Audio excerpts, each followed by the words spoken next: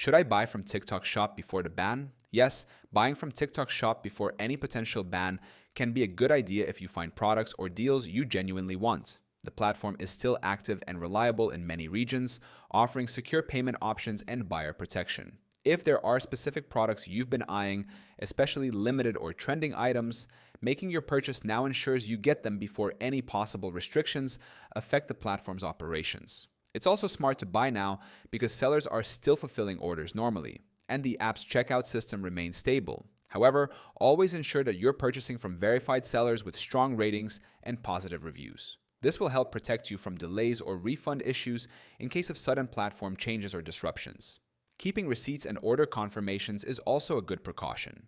Many e-commerce sellers are closely monitoring these developments using Helium 10, which helps analyze product trends and track platform performance.